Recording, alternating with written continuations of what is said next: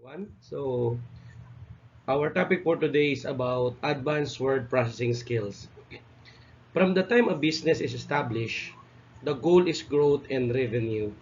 In the professional world, revenue and growth are hand in hand, but rare is the opportunity to accomplish growth or generate revenue quickly as a one-person operation.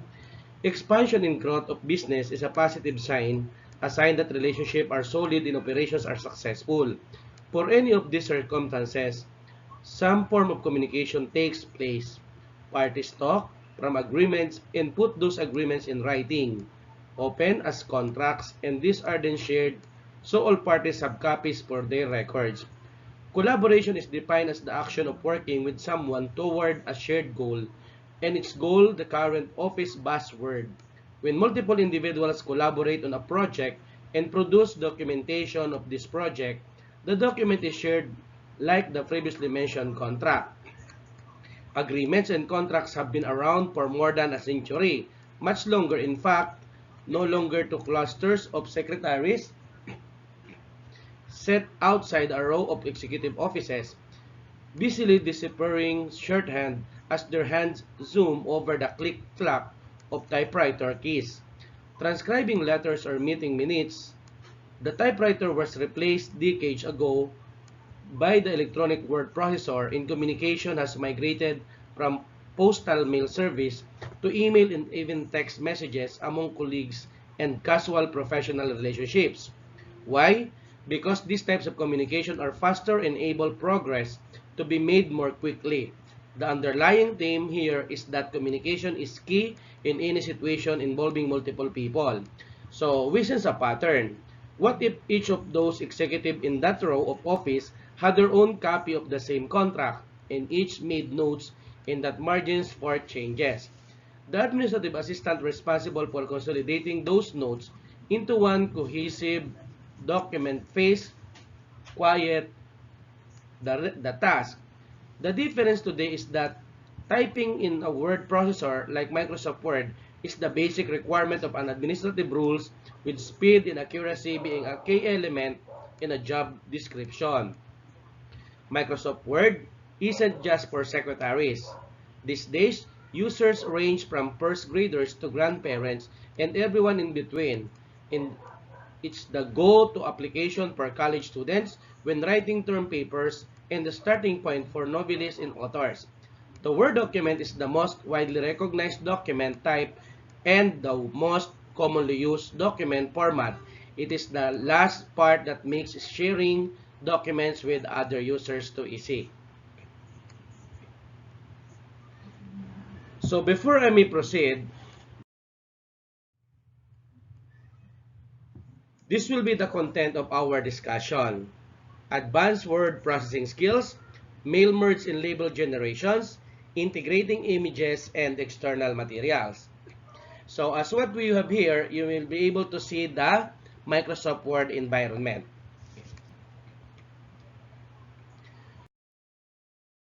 So at the end of this lesson, the student should be able to use some advanced capabilities of Microsoft Word commonly used to increase productivity and efficiency, effectively use these features to help improve the productivity of an organization through maximizing the potential of MS Word, create form letters of documents for distribution to various recipients, create labels in envelopes of distributions, and create media-rich documents for printing or publishing. Mail merge. One of the important reasons in using computers per se is its ability to do recurring tasks automatically. But this ability has to be honed by learning the characteristics and features of the software you use with your computer. After all, no matter how good or advanced your computer and software may be, it can only be as good as person using it. In this particular part of our lesson, we will learn one of the most powerful and commonly used features of Microsoft Word called Mail Merge. As the name suggests, this feature allows you to create documents and combine or merge them with another document or data file. It is commonly used when sending out advertising materials to various recipients. The simplest solution for the scenario above is to create a document and just copy and paste it several times. Then just replace the details depending on whom you send it to. But what if you have hundreds or thousands of recipients? Would not that take too many hours? What if you have a small database of information where you can automatically generate those letters? Mail merging basically requires two components: the document that contains the message and the document for file or file that generally contains the list of names and addresses, as in our scenario.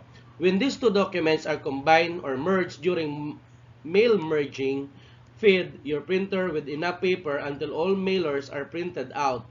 Each document includes the individual names and address you need to send it to.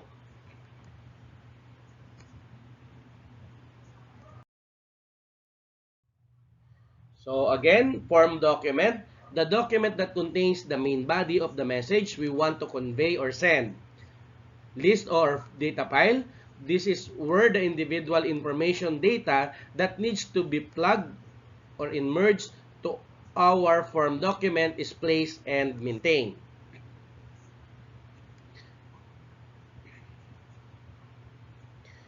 So, our sample letter is what we call a form document. So,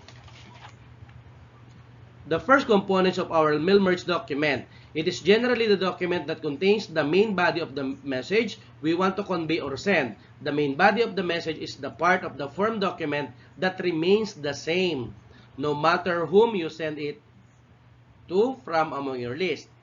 Also included in the form document is what we call placeholders, also referred to as data fields or merge field. This marks the position of your form document where individual data or information will be inserted. From our sample document, the placeholders are denoted or marked by the text with double-headed arrows on each side and with a gray background. On a printed standard form, this will be the underlined spaces that you will see and use as guide to where you need to write to information that you need to fill out. In its simplest form, a form document is literally a form that you fill out with individual information. A common example of a form document is your regular tax form or application form. Then, there is also a form letter which is exactly like the one in our example. So, list of data file. The second component of our mail merge document is the list of data file. This is where the individual information or data that needs to be plugged in or merged to the form in document is placed and maintained. One of the best things about the mail merge feature is that it allows data file to be created from within the Microsoft Word application itself, or it gets data from a file created in Microsoft Excel or other data formats. In this way, field that's needed to be filled up on the form document can easily be maintained without accidentally altering the form or main documents. You can easily add, remove, modify, or extract your data more efficiently by using other data management applications like Excel or Access and import them in Word during the mail merge process.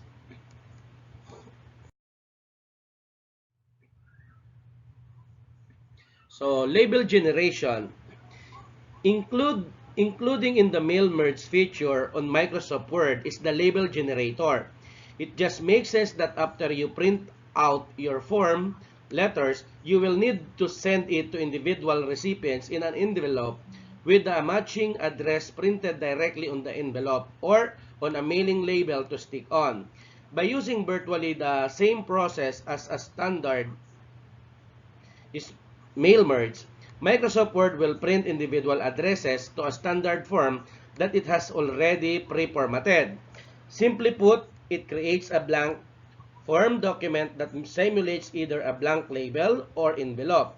or predefined size and will use the data file that you selected to print the information, typically individual addresses. So even in generating labels, the two essential components of creating a merged document are present: the form document and the data file.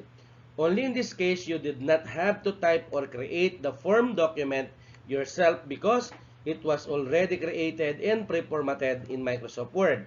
All you need to do is select the correct or corresponding or appropriate size for the label or envelope and select the data file that contains the address to be printed. And you can also preview your merged labels before printing it if you want.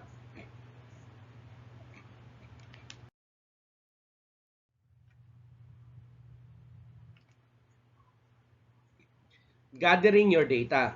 The first thing you do is create an Excel spreadsheet, creating a header for each field such as first name, last name, address, city, state, and postal code. It is important to not refer to the postal code as zip code, but more about the latter. The field headers, like first name and last name, are labeled separately so that you can filter them alphabetically if you need to. You can also add additional headers such as donation amount. Be sure to label it something you'll remember.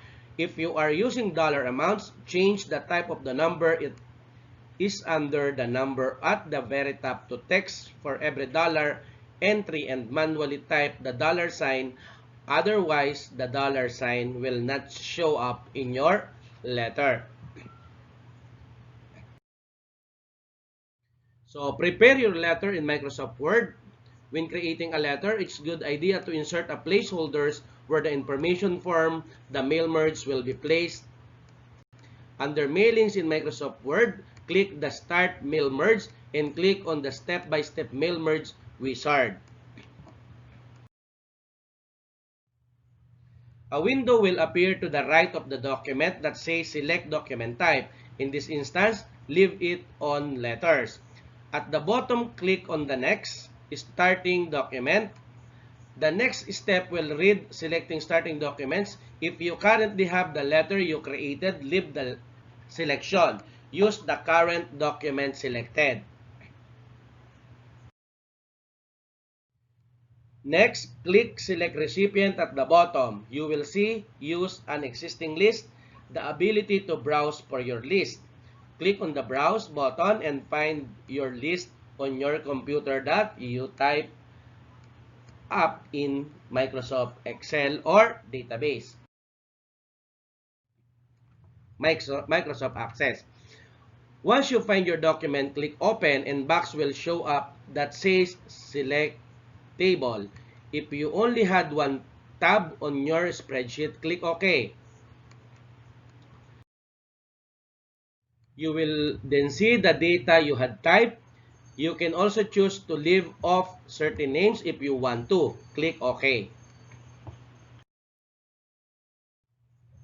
The table will close and then the dialog box on the right will say currently your recipient are selected from and will give the title of your Excel spreadsheet document.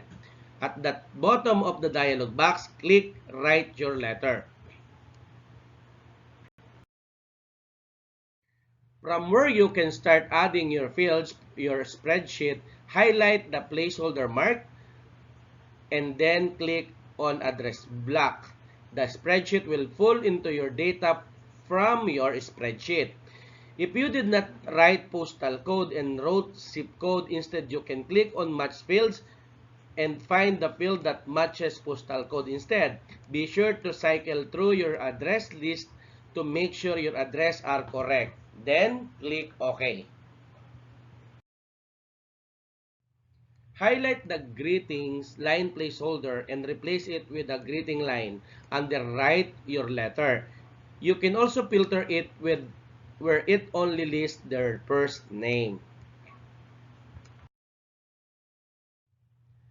For the other fields such as amount, you can highlight amount and go to more items, then go down the amount and select it.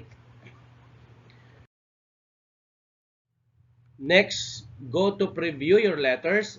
From there, the database information, will have populated your letter. You should be able to cycle through the information you type to make sure that your address and amounts are correct. If you're satisfied, click on complete the merge and then click on print. It will give you the option to click on print current record, or you can print all of the letters from your database. It's important to thoroughly look over all your letters to make sure there aren't any typographical errors or problems with formatting, especially on the letter itself. You can use the mail merge to create letters, mailing labels, emails, name badge, or others. This can also work on saving it to the PDF if you got a PDF converter such as Primo PDF. Integrating image and external materials.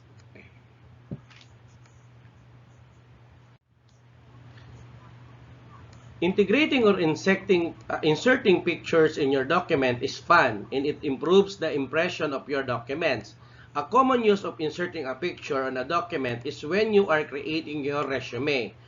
Though seemingly simple to do, your knowledge on the different kinds of materials that you can insert or integrate in a Microsoft Word document and its characteristics can help you create a more efficient, richer document, not only in content but also in physical form. A better understanding of the physical form of your document as well as the different materials you integrate in it would allow you to be more efficient and versatile in using Microsoft Word. Let us consider the interesting aspect of inserting or integrating images and other external materials, which is categorized as advanced features.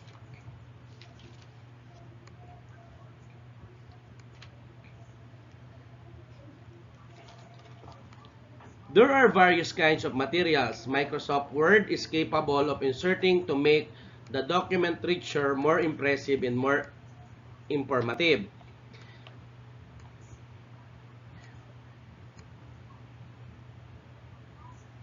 One important thing to remember is that images and other materials are not to be inserted as images for design purposes, but they are used to enhance or improve the effectiveness of the message you want to convey. Let us describe each of them. Pictures. Generally, these are electronic or digital pictures or photographs you have saved in any local storage devices. There are three common or commonly used types of picture files. You can identify them by the extension on their file names. .jpg. This is pronounced as JPEG, and it is the short form for .jpeg or Joint Photographic Experts Group. Like all the rest of the image file extension, it identifies the kind of data compression process that it uses to make it more compatible and portable through the internet. This type of image file can support 16.78 million colors. That is why it is suitable for use when working with full-color photographic images. Unfortunately, it does not support transparency, and therefore, images of this file type can be difficult to integrate in terms of blending with other materials or elements in your document. But if you are looking for the best quality image to integrate with your document, then this is the image file type for you. .jpg does not work well on lettering, line drawings, or simple graphics. .jpg images are relatively small in file size. .gif. This stands for Graphics Interchange Format. This type of image file is capable of displaying transparencies. Therefore, it is good for blending with other materials or elements in your document. It is also capable of displaying simple animation. Apparently, they may not be too useful in printed document, but if you are sending documents electronically or through email, or even post documents into a website, then this could be quite impressive. The downside is that it can only support up to 256 colors. So it is good mostly on logos and art decors with very limited and generally solid colors. .gif is much better for logos, drawings, small text, black and white images, or low resolution files. .jpg. This is announced as PNG, or this is pronounced as PNG. It stands for Portable Network Graphics. It was built around the capabilities of .gif.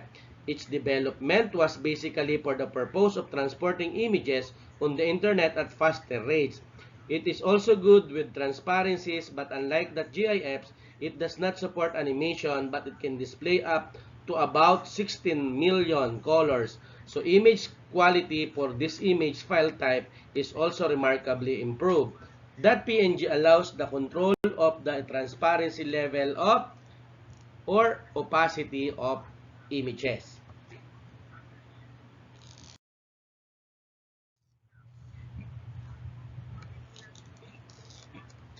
Clip art. This is generally a GIF type. Line art drawings or images used as a generic representation for ideas and objects that you might want to integrate in your document. Microsoft Word has a library of clip arts that is built in or can be downloaded and used freely.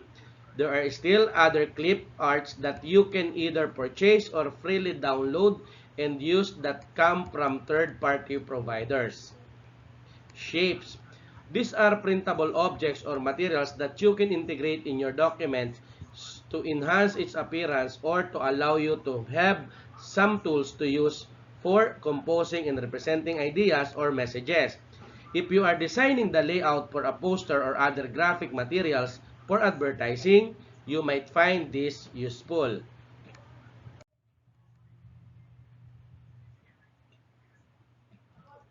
Smart art.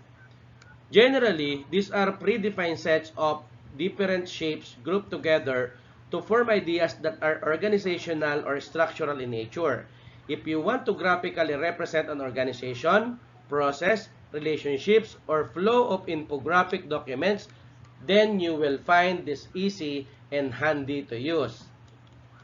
Chart. Another type of material that you can integrate in the Word document that allows you to represent data characteristic and trends. This is quite useful when you are preparing reports and correlate and present data in a graphical manner. You can create charts that can be integrated in your document either directly in Microsoft Word or imported from external files like Microsoft Excel. Screenshots. Sometimes creating reports or manuals for training or procedures will require the integration of a more realistic image of what you are discussing on your report or manual. Nothing can get you a more realistic image than a screenshot. Microsoft Word even provides a snipping tool for your screenshots so you can select and display only the part that you exactly like to capture on your screen.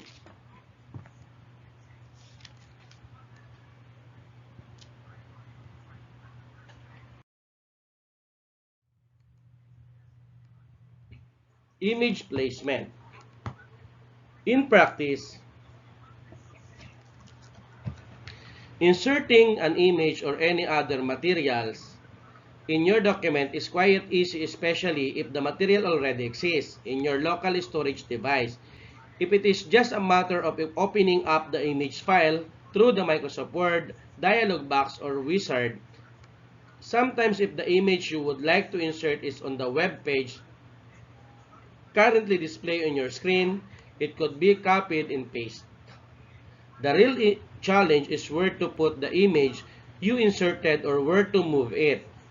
In this part of the lesson, we will study the different characteristics of line wrapping, of text wrapping, options that you can use with the image you integrated in your document. Inline with text. This is the default setting for images that you are inserted and integrated in your document. It treats your image like a text font with the bottom side totally aligned with the text line. This setting is usually used when you need to place your image at the beginning of a paragraph. When placed between text in a paragraph or sentence, it distorts the overall appearance and arrangement of text in the paragraph because it will take up the space it needs vertically, pushing whole lines of text upwards as in the example. Square. This setting allows the image you inserted to be placed anywhere within the paragraph with the text going around the image in a square pattern like a frame. Tight. This is almost the same as the square setting, but here the text hugs or conforms to the general shape of the image. This allows you to get a more creative effect on your document. This setting can mostly be achieved if you are using an image that supports transparency like .gif or .png file. Through. This setting allows the text on your document to flow even tighter, taking the contours and shape of the image. Again, this can be best used with .gif or .png type of image.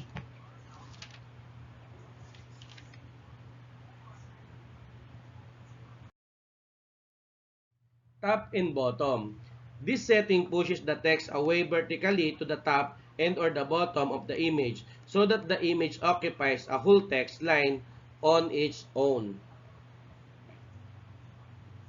Behind text.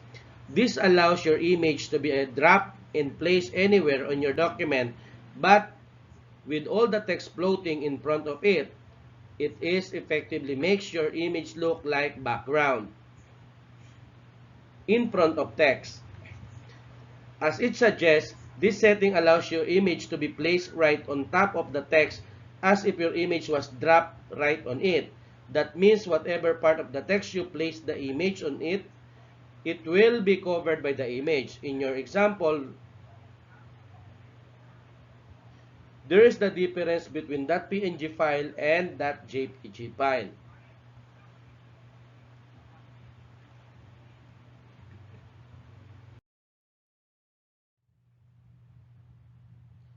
Again, so this will be an example of an inline with text. Puts the pictures in the paragraph just as if it is where text.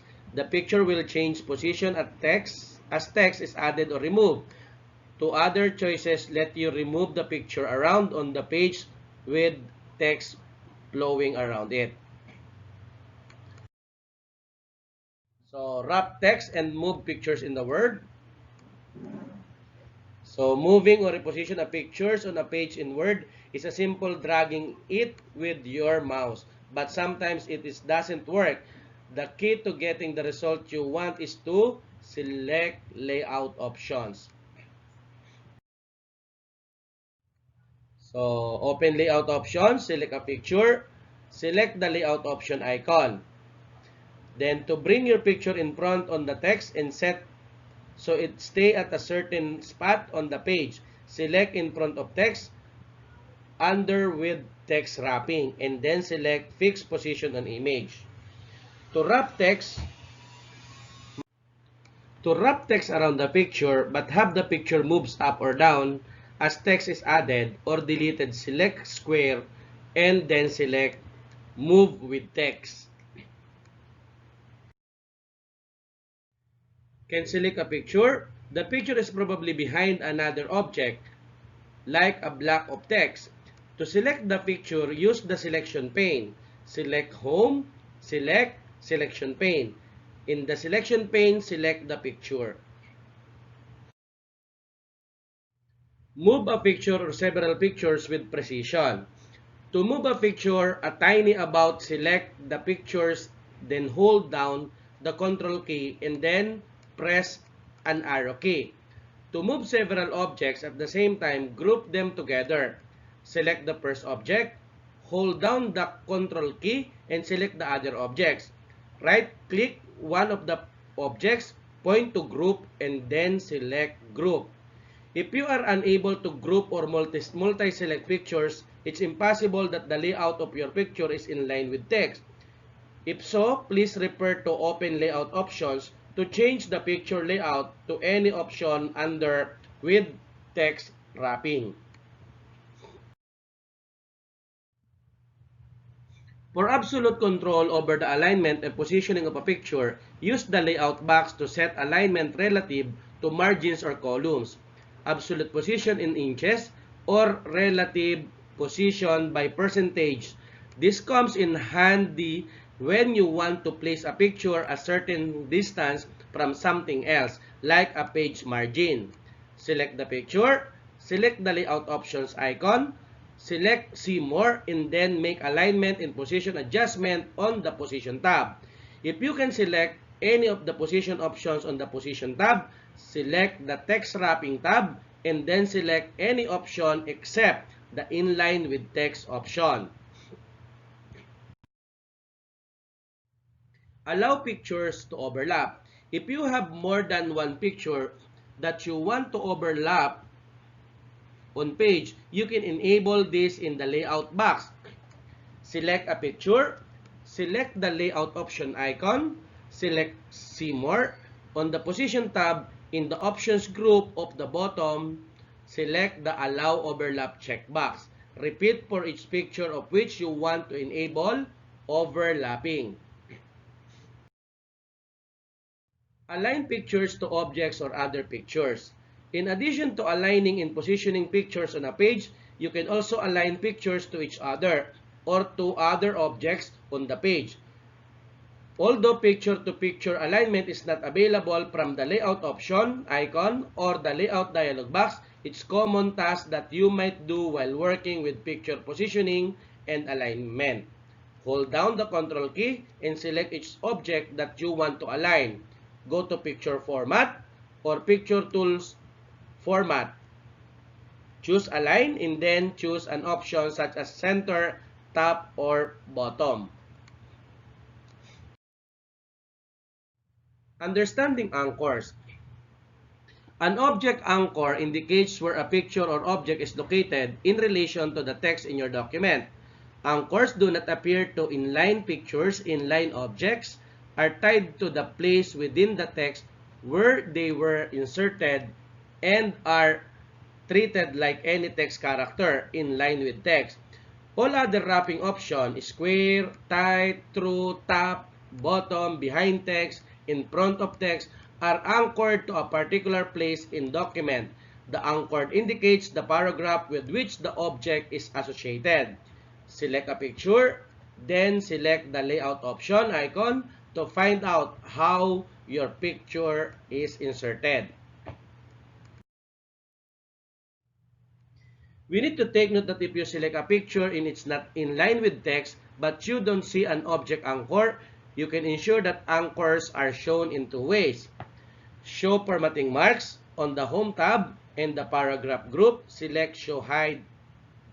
Always show anchors, select File, Options, Display, and then select Object Anchors. Because another anchor are simply a visual indication of a picture's relative position on a page, they cannot be removed. However, by trying different text wrapping option, you should find all flexible you need in positioning a picture regardless of its anchor. If you want to ensure that an image stays put even in the text around it deleted, you can look its anchor. Select the picture, select the layout option icon, select See More, and then select Lock Anchor. Because anchors are not used for picture placed in line with text, anchor locking and all other positions options are unavailable for inline images. Rotate any angle. Select the object to rotate. Select the rotation handle at the top of the object and then drag in the direction that you want. To constrain the rotation to 15-degree increments, press and hold Shift while you drag the rotation handle. When you rotate multiple shapes, they do not rotate as a group, but instead each shape rotates around its own center.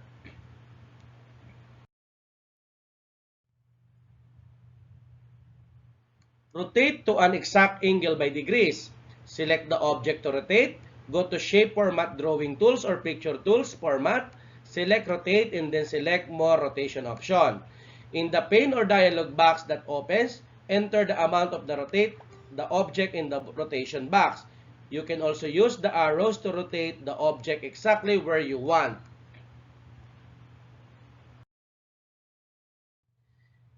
In the pane of dialog box that opens, enter the amount of rotate of the object in the rotation box. You can also use the arrows to rotate the object exactly where you want. Rotate 90 degrees. Select the object that you want to rotate. Go to Shape Format, Drawing Tools or Picture Tools, Format. Select Rotate, and then to rotate object 90 degrees to the right, select Rotate Right 90 degrees. To rotate the object 90 degrees to the left, select Rotate Left 90 degrees.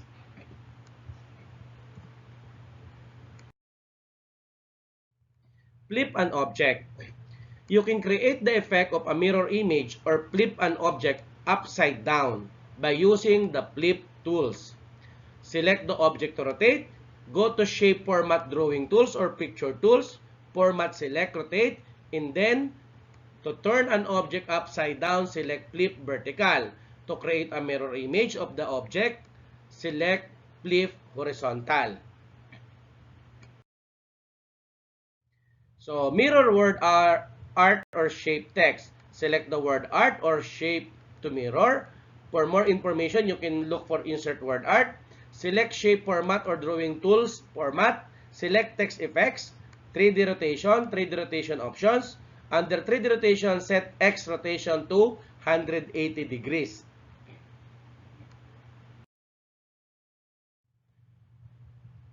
Carve text around circle or other shape. You can use word art with transform text effects to carve or blend text around a shape. If you want the text to circle the shape, you can also do this, but it is little bit more work. You can also insert word art multiple times to wrap text around shapes with straight edge. So go to insert word art and pick the word art style you want. The word art icons is located in the text group, and it may appear different depending on the version of your using and size your screen. The icon may also look like as what we have here.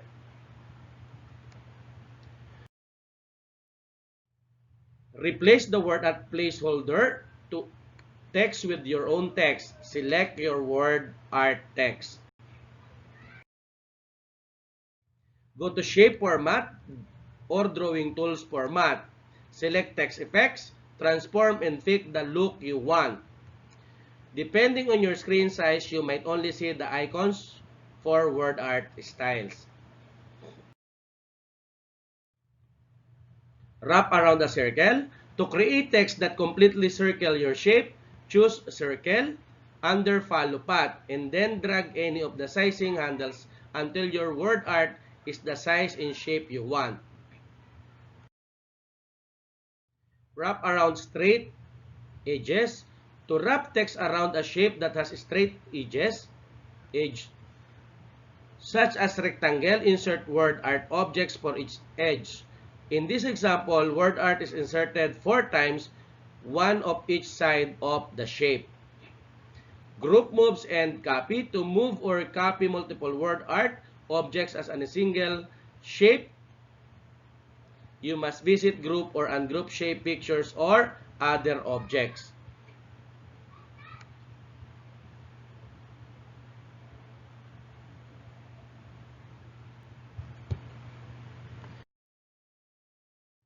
Group moves in copy. To move or copy multiple word art object as it is single shape, see group or ungroup shape pictures or other objects. Precise angle culture, you can control the angle of your word text in relation to your shape with precision by using the rotate tool. If you need very precise control or are creating a complex combination of shapes in text, you'll want to use a third-party drawings or graphics program to create the text around your shape and then copy and paste it into your Office documents. Another additional feature of Microsoft Word is to add formula to a table in a Word. Microsoft Word allows you to use mathematical formula in table cells, which can be used to add numbers, to find average of numbers or find the largest or smallest number in table cells you specify. There is a long list of formulas from which a formula can be used based on the requirement. Add a formula. Following are simple steps to add formula in a table cell available in Word document. Step 1. Consider the following table where we will have total of the rows. Click in the cell that should contain the sum of rows.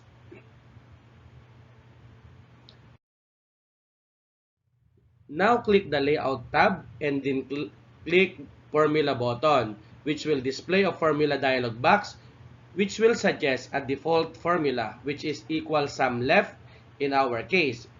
You can select a number format using number format list box to display the result of you can change the formula using formula list box.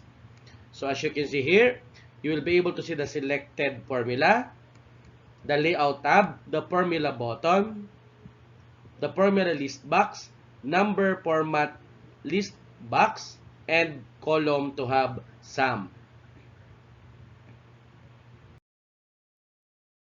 Step 3. Now click OK to apply the formula and you will see that left cells have been added and its sum has been put in the total cell where we wanted to have it. You can repeat the procedure to have sum of others two rows as well. So as what we have here, we have layout tab and total of the row. Cell formulas. The formula dialog box provides following important functions to be used as formula in a cell. So the formula is of course average, to average of the list of the cells, count the number of items in a list of cells, max the largest value in a list of cells, mean the smallest value in a list of cells, product the multiplication of a list of cells, and sum the sum of a list of cells. If you are a bit familiar with the spreadsheet program, you can construct your word cell formula. Word formula use a reference system to refer to individual table cells. Each column is identified by a letter, starting with A for the first column, B for the second column, and so on. After the letter comes to the row number, thus the first cell is the first row as A1, the third cell in the row, the fourth row is C4, and so on.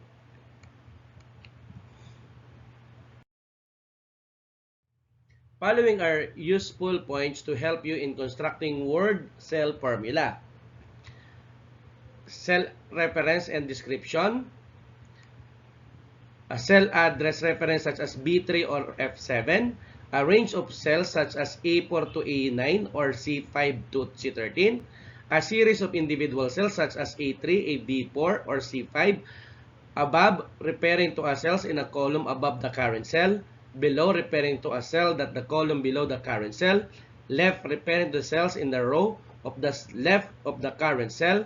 And the right, referring to a cell in the row that the right of the current cell.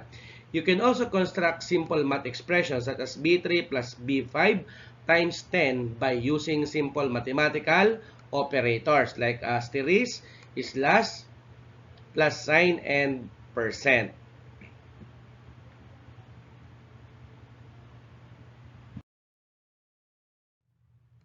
So this will be a sample rubrics in checking your Microsoft Word activity. So we have skills, contents, correctness, and efficiency. And of course, for 5 exemplary, 4 accomplished, 3 developing, and 2 beginning. So this will be my references. Innovative Training Works Incorporated in Rick's Bookstore for Empowerment Technologies, Abante M ICT Empowerment MS Office Application, Unlimited Books, Abante M Basic Office Application, Anvil Publishing Incorporated, support.microsoft.com, Backsaging, WordPress.com, MSUTexas.edu, Admin Finance, File Account Manager's Mail Merge Tutorial.pdf. So, thank you very much and enjoy the rest of the semester. Good day and God bless everyone.